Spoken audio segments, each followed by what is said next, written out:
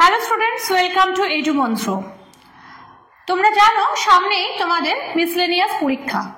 তো মিসলেনিয়াস পরীক্ষায় বাংলা গ্রামার আছে, তিনটে বিষয় আছে বাংলা গ্রামারে, যেখানে 10 নম্বর করে তোমাদের আছে, অর্থাৎ 5টা করে দেওয়া হবে এবং এই 5টা যদি নির্ভুল করা যায় তাহলে 10 নম্বর করে তোমাদের পাওয়া যাবে, অর্থাৎ 30 নম্বর। তো বুঝতেই পারছো এই 30 নম্বরটাকে কিন্তু খুব সুন্দর করে তোমাদের লিখতে হবে এবং তার সঙ্গে যেটা করতে হবে সেটা হচ্ছে যাতে একদম নির্ভুল হয়, এই 30 নম্বর একদম পুরোপুরি পেতে হবে। তো এর জন্য আমরা যেটা করছিলাম সেটা হচ্ছে বাংলা গ্রামারের কিছু ক্লাসগুলো নিয়ে আলোচনা করছিলাম।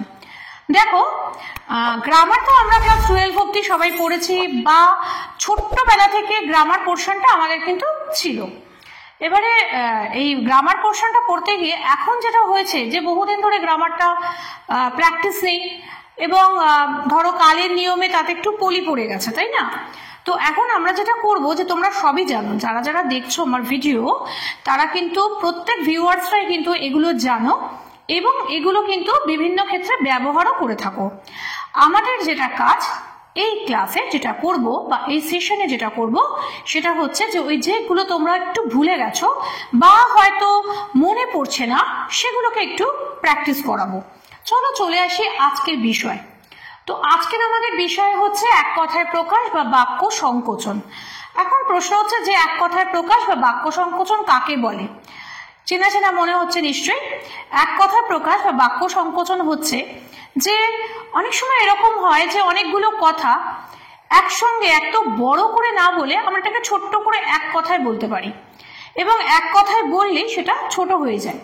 তো একটা বাক্যের ক্ষেত্রে যখন আমরা ধরো একটা বড় বাক্য বলতে চাইছি না, খুব কম কথায় একটা বাক্যকে প্রকাশ করতে চাইছি বা একটা বিষয়কে প্রকাশ করতে চাইছি, তখন সেক্ষেত্রে আমরা কি করব, যে এর বড় টার্মসটা ইউজ না করে ওই ছোট টার্মসটা ইউজ করব।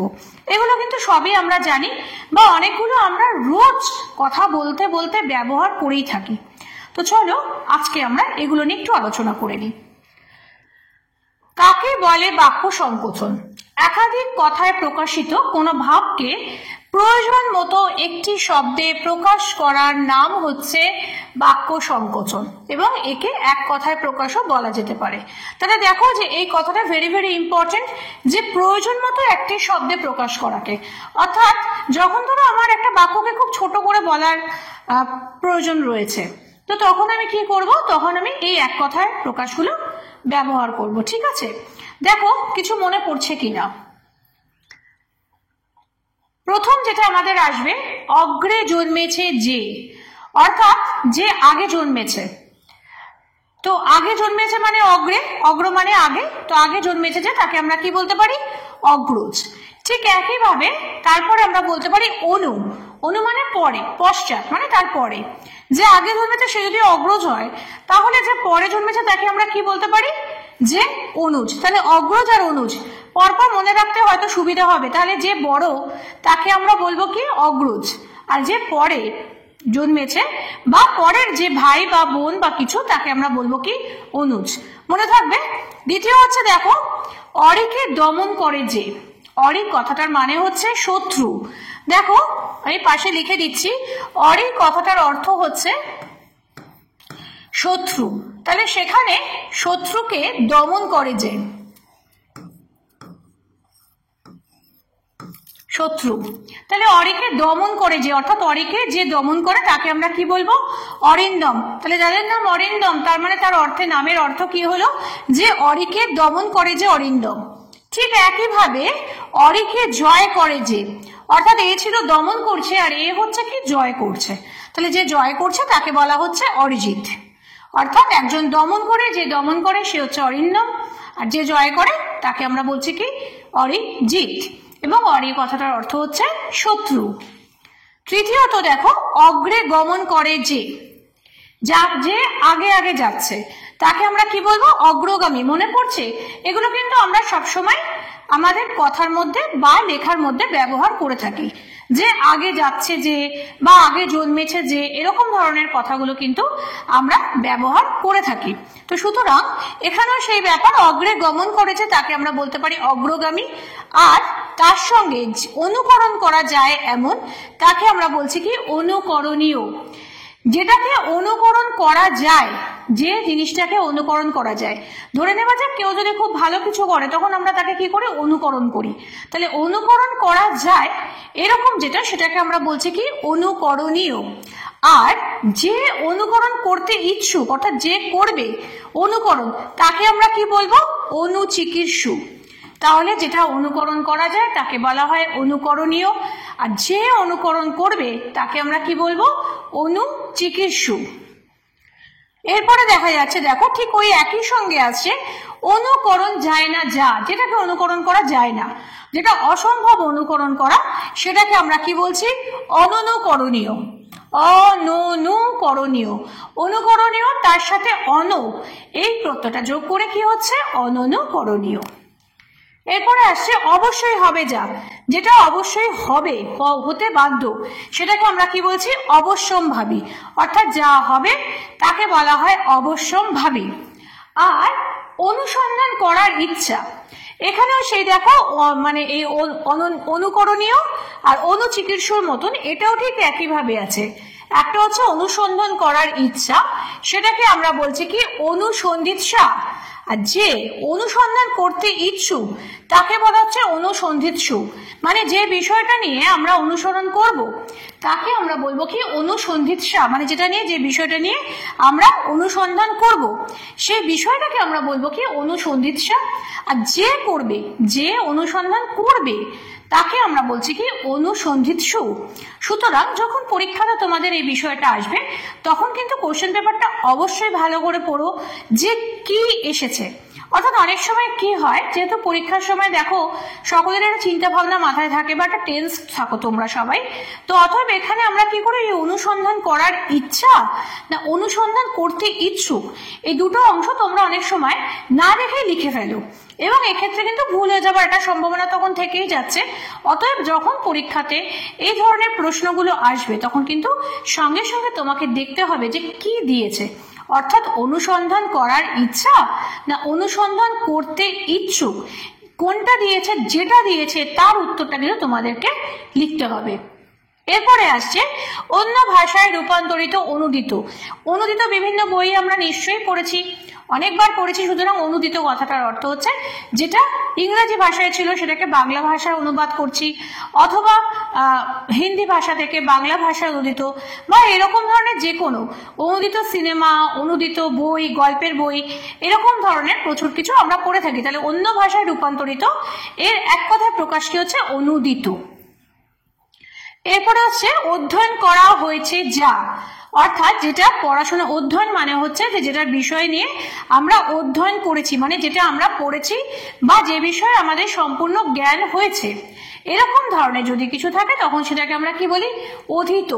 অর্থাৎ আমরা এনে সেরকম অনেক সময় বলি, দেখবে যে এই বিষয়টি আমার অধীত নয়, অর্থাৎ আমি এই বিষয়ে অধ্যয়ন করিনি বা আমার এই বিষয়ে কোনো জ্ঞান নেই। যদি এরকম হয় যে এই বিষয়টি আমার অধীত নয়, তার মানে অর্থটা কি দাঁড়াচ্ছে, যে এই বিষয়ে আমি কোনো অধ্যয়ন করিনি, আমার বিষয়টি অধীত নয়। এরপর আসছে অবাঞ্ছনীয় প্রবেশ, অনুপ্রবেশ। মাঝে মধ্যে খবরের কাগজে এই ধরনের কথা লেখা থাকে অনুপ্রবেশকারী। এই অনুপ্রবেশকারী মানে হচ্ছে যে যেটা না বলে কয়ে প্রবেশ, মানে অবাঞ্ছনীয় প্রবেশ, যেটা সরকার জানে না, রাষ্ট্র জানে না, রাষ্ট্রের বাইরে ভিসা পাসপোর্ট ছাড়া যে প্রবেশগুলো হয় সেগুলো কি অবাঞ্ছনীয়, সেটা কিন্তু বাঞ্ছনীয় না। অর্থাৎ আমরা কিন্তু কোনো রকম ভাবে তাদের প্রবেশটা চাইনি বা আমরা তাদের প্রবেশটা পছন্দ করছি না, এরকম ধরনের কোনো কিছু হলে তখন তাকে বলা হয় অনুপ্রবেশ। অবাঞ্ছনীয় প্রবেশ তাকে বলা হয় অনুপ্রবেশ। আর যে অবাঞ্ছনীয় প্রবেশ করছে তাদেরকে বলা হয় কি অনুপ্রবেশকারী। যদিও সেটা আমাদের এখানে লেখা নেই, কিন্তু আমি এটা এক্সট্রা করে বলে দিলাম। অন্ত নেই যার অনন্ত, যার অন্ত নেই একটা অযোগ করে দিলেই হবে অনন্ত। অতিথির আপ্যায়ন, আতিথ্য, অর্থাৎ যে কোনো অতিথি যদি আমাদের বাড়িতে আসে আমরা যেভাবে তাকে আতিথ্য দিই, অর্থাৎ যাকে যেভাবে আমরা ওয়েলকাম করি তাকে বলা হচ্ছে কি, বাংলায় তাকে বলা হয় আতিথ্য। আর হচ্ছে অমাবস্যা বা পূর্ণিমার জোয়ার। অমাবস্যা বা পূর্ণিমার যে জোয়ারটা আসে সেই জোয়ারটা নিশ্চয়ই তোমরা জানো যে খুব মানে ভারী জোয়ার হয় এবং জল প্রচুর বাড়ে, তো এটাকে বলা হয় কোটাল। এই কোটাল কথাটা কটালও হতে পারে। কোটাল অথবা কটাল, ঠিক আছে। তবে যেহেতু প্রথমটা লেখাটাই বেটার, কারণ একসাথে উচ্চারণ অনুযায়ী আমাদের কিন্তু প্রথম কথাটাই চলছে কোটাল। আর হচ্ছে অগভীর সতর্ক নিদ্রা, কাক নিদ্রা, অর্থাৎ যে নিদ্রাতে আমাদের কি হচ্ছে অগভীর নিদ্রা, সেই নিদ্রাকে আমরা বলছি কি, মানে অগভীর মানে কি, আমরা খুব সতর্কভাবে যে নিদ্রাটা দিচ্ছি, একটু হয়তো চোখ লেগে গেছে কিন্তু আমরা কিন্তু মানে একটা ফোন বা কেউ দরজায় কড়া নাড়বে এইগুলো আমরা মাথায় রেখে একটুখানি চোখ লেগে গেছে, তো এরকম নিদ্রাকে আমাদের কি বলা হয়, অগভীর সতর্ক নিদ্রা। একে আমরা বলছি কি কাক নিদ্রা। এবারে একটু অন্য কথা আলোচনা করব, সেটা হচ্ছে যে সামনে তো তোমাদের প্রচুর পরীক্ষা, তো তোমরা দেখো যে WBPSC মিসলেনিয়াস পরীক্ষা আছে এবং এই মিসলেনিয়াস পরীক্ষাটা কিন্তু খুব সামনে, এবং সেই কারণে এডুমন্ত্রের তরফে ক্লাস কিন্তু শুরু হয়ে গেছে। তোমরা যারা এখনো ভাবছো যে পড়াশোনা এই পরীক্ষাটা দেবে এবং দেবার জন্য কিভাবে প্রিপারেশন নেবে, তারা কিন্তু একদম দেরি করো না, অবশ্যই আমাদের স্ক্রিনে দেওয়া নাম্বারে যোগাযোগ করো। আমাদের ফ্যাকাল্টিসরা আছে, তোমাদেরকে এই ব্যাপারে হেল্প করবে, এবং এক্ষুনি জয়েন করো আমাদের সেন্টারে। প্রতিটা বিষয়ের জন্য আমরা আলাদা আলাদাভাবে তোমাদের তৈরি করব, যাতে তোমরা সাফল্যের পথে আরেকটু এগিয়ে যেতে পারো। এখানে কিন্তু শেষ না, তার সঙ্গে দেখো আরো এক ঝাঁক আমাদের নতুন কোর্স নিয়ে এডুমন্ত্র উপস্থিত হয়েছে। সেগুলোর মধ্যে যেগুলো রয়েছে সেগুলো হচ্ছে যে ক্লার্কশিপ, সামনে 2025 ক্লার্কশিপ পরীক্ষা আছে, এছাড়া ইন্ডাস্ট্রিয়াল ডেভেলপমেন্ট অফিসারের পরীক্ষা আছে, এবং তার সঙ্গে আছে মিসলেনিয়াস পরীক্ষা। মিসলেনিয়াসের কথা আগেও বলেছি, আবারও বলছি, 2025-এ এগুলো তোমাদের একদম সামনাসামনি পরীক্ষাগুলো আছে। তাই যারা এখনো পর্যন্ত ভাবছো এবং ইউটিউব স্ক্রল করছো, তারা কিন্তু একদম সময় নষ্ট করো না, স্ক্রিনে দেওয়া নাম্বারে ঝটপট ফোন করো এবং জয়েন করো আমাদের এডুমন্ত্রে। এবং তার সঙ্গে তোমরা জেনে রাখো যে কোর্স ফি কিন্তু পকেট ফ্রেন্ডলি, অনলাইন অফলাইন দুরকম সুবিধা আছে, এবং প্রত্যেকের দিকে ইন্ডিভিজুয়ালি ভাবে আমরা নজর করি। সুতরাং সময় নষ্ট করার সময় কিন্তু একদম হাতে নেই। চলো আবার ফিরে আসবো আমরা ক্লাসে। পড়াচ্ছিলাম কিন্তু এক কথায় প্রকাশ বা বাক্য সংকোচন, এবং আমরা বলেছিলাম যে এই এক কথায় প্রকাশ বা বাক্য সংকোচন আমরা কিন্তু সবাই জানি। দেখো মনে পড়ছে তো একটু একটু? আচ্ছা দেখো, অনেক কষ্টে যেখানে গমন করতে হয়, দুর্গম, আমরা বলে থাকি না দুর্গম পথ, সেরকম দুর্গম পথ, অর্থাৎ যেখানে ভীষণ কষ্ট করে পৌঁছাতে হয় সেই পথগুলোকে বলা হচ্ছে দুর্গম পথ। আচ্ছা, দুর্গম পথ হতে পারে, দুর্গম স্থান হতে পারে, যে কোনো কিছু হতে পারে। অগ্র পশ্চাৎ চিন্তা না করে কাজ করা, এক কথায় আমরা যেটাকে বলি আগু পিছু চিন্তা না করে যে কাজ করে তাকে আমাদের কি বলা হয়, অবিমৃষ্যকারিতা। অর্থাৎ যে কাজটা আমরা করব সেই কাজটা যদি আমরা অগ্রপশ্চাৎ চিন্তা না করে কাজ করি, তখন সেই কাজটাকে বলা হয় অবিমৃষ্যকারিতা, এবং যে করে এই কাজটা যে করে তাকে কিন্তু বলা হয় অবিমৃষ্যকারী। অর্থাৎ এখানে দেখো আমরা প্রত্যেকটা ক্লাস যখন করছি তখন তার সঙ্গে কিন্তু দু রকমের পয়েন্ট আমরা বলছি, যেটা হচ্ছে কি, একটা হচ্ছে কাজটাকে কি বলে, আর যে কাজটা করছে তাকে কি বলা হয়, ঠিক আছে। এরপরে আসছে কি, দেখো তারপরেই আমি দিয়েছি অগ্র পশ্চাৎ বিবেচনা না করে যে কাজ করে, তাহলে কাজ করাটাকে বলা হয় অবিমৃষ্যকারিতা, আর যে করে তাকে বলা হচ্ছে অবিমৃষ্যকারী। অল্প কথা বলে যে অল্পভাষী বা স্বল্পভাষীও এখানে হতে পারে, যে খুব কম কথা বলে তাকে বলা হয় অল্পভাষী বা স্বল্পভাষী, বা আরেকটাও বলা যেতে পারে সেটা হচ্ছে মিতভাষী। নিশ্চয়ই আশা করছি এই কথাগুলো তোমরা শুনেছো। অসূয়া, অসূয়া কথাটার অর্থ হচ্ছে হিংসা নেই যার। অনসূয়া, যার অসূয়া নেই অর্থাৎ যার হিংসা নেই তাকে বলা যেতে পারে অনসূয়া।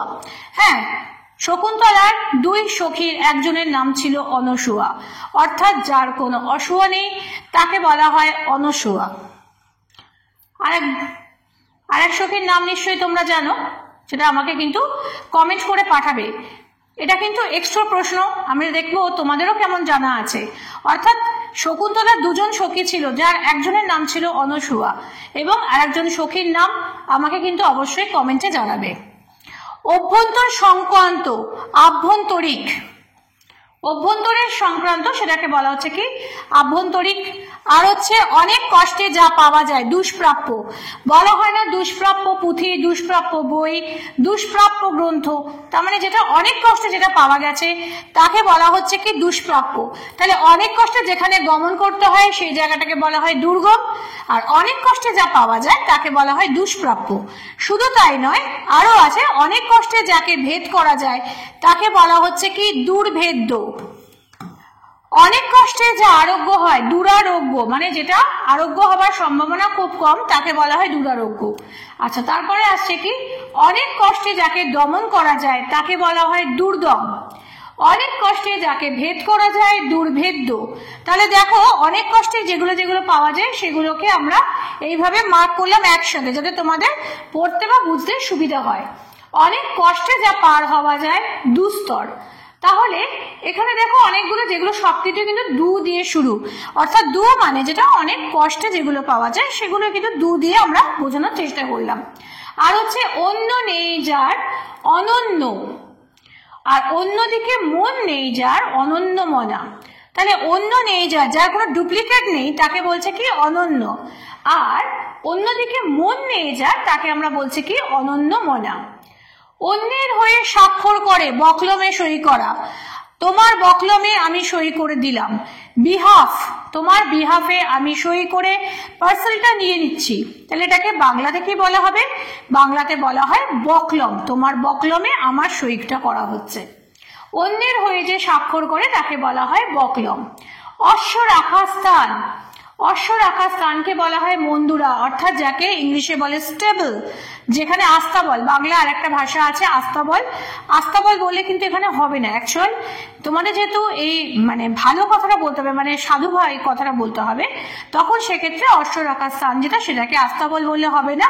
আস্তাবল কিন্তু বাংলা ভাষায় এসছে অনেক পরে, বিদেশি শব্দ, অতএব সেই জন্য অশ্ব রাখার যে স্থান অর্থাৎ বাংলার যে পরিভাষা আছে মন্দুরা সেটাই কিন্তু বলতে হবে। অনেকে তোমরা হয়তো প্রশ্ন করবে এই ক্ষেত্রে যে আমরা তো সবাই কিন্তু আস্তাবল কথাটাই সব থেকে বেশি প্রচলিত এবং সব থেকে বেশি জেনে থাকি, কিন্তু আস্তাবল কথাটা বাংলা ভাষায় অনেক পরবর্তী ক্ষেত্রে এসছে, মানে যুক্ত হয়েছে। তো সেই কারণে যেহেতু এরকম ঘটনার জন্য আস্তাবল কথাটা আমরা এখানে ব্যবহার করব না, আমরা এখানে যেটা ব্যবহার করব সেটা হচ্ছে মন্দুরা। অশ্বের একদিনের গম্যপথ, অশ্ব একদিনে যতটা রাস্তা যেতে পারে সেইটাকে বলা হয় আশ্বিন। আ তালবে শয় বয় দীর্ঘই দন্তের ন, গুলিয়ে যাবে না। আ তালবে শয় বয় হর্ষই যদি হয় তখন কিন্তু সেটা মাস বিশেষ হয়ে যাবে, আর অশ্বের একদিনের গম্যপথ যদি হয় তাহলে সেটা কিন্তু তালবে শয় বয় দীর্ঘইকার অবশ্যই হবে। অশ্বের শাবককে বলা হয় কিশোর। অশ্বের যে চালক, যে অশ্ব চালায় তাকে বলা হচ্ছে সাদি। আর অক্ষির গোচর, অক্ষির গোচর মানে চোখের সামনে যেটা আমরা দেখতে পাচ্ছি, অর্থাৎ আমার চোখের সামনে যেটা আমি দেখতে পাচ্ছি তাকে বলা হচ্ছে অক্ষির গোচর। সেটাকে আমরা বলি কি প্রত্যক্ষ, আমরা বলি না প্রত্যক্ষ প্রমাণ চাই, অর্থাৎ চাক্ষুষ প্রমাণ চাই। তাহলে যা কিছু হচ্ছে চাক্ষুষ বা প্রত্যক্ষ, যেটা অক্ষির গোচর চোখের সামনে যেটা পাওয়া যাচ্ছে তাকে আমরা বলছি কি প্রত্যক্ষ। আর অক্ষির অগোচর মানে চোখের বাইরে যেটা পরোক্ষ সেটাকে বলা হচ্ছে কি পরোক্ষ। আর অন্তঃসলিলা নদী, অন্তঃসলিলা নদী নিশ্চয়ই তোমরা জানো, তবু আমি একবার বলে দিই যে নদীটা ভেতর দিয়ে তলা দিয়ে মাটির তলা দিয়ে বয়ে চলেছে, অন্তঃসলিলা তলা দিয়ে যাচ্ছে, তখন তাকে বলা হচ্ছে কি সেই নদীকেই বলা হয় ফল্গু, অর্থাৎ অন্তঃসলিলা নদী যাকে বলা হয়। অন্তঃসলিলা নদী ইজ ইকুয়াল টু ফল্গু কিন্তু একই অর্থ দাঁড়ায়। এই ছিল আজকে আমাদের এক কথায় প্রকাশ বা বাক্য সংকোচনের কিছু নমুনা প্রশ্ন, যেগুলো বিভিন্ন পরীক্ষাতে তোমাদের এসেছে বা আসতে পারে। এই বিষয়ে আরো ভিডিও আমাদের হয়তো আসবে এবং সেটা অন্য কোনো ক্লাসে আলোচনা করব। যাদের আমার ভিডিও ভালো লাগছে তারা অবশ্যই লাইক করো, বন্ধুদের মাঝখানে শেয়ার করো এবং কমেন্ট করতে ভুলো না। এই বিষয়ে যে কোনো প্রশ্ন থাকলে অবশ্যই আমাকে কমেন্ট করো, আমি যে কোনো ডাউট ক্লিয়ারিং ক্লাসে তোমাদের এর উত্তরগুলো দিয়ে দেবো। এবং তার সঙ্গে যেটা করতে হবে অবশ্যই সেটা হচ্ছে এডুমন্ত্র চ্যানেলটিকে সাবস্ক্রাইব করে তার পাশের বেল আইকনটি প্রেস করে রাখো, তাতে যে কোনো এডুমন্ত্রের ক্লাস যখন আসবে সেটা তোমাদের কাছে প্রথম পৌঁছবে। আজকের জন্য এইটুকুনি, খুব শিগগিরই ফিরে আসবো এই বিষয়ের অন্য ভিডিও নিয়ে।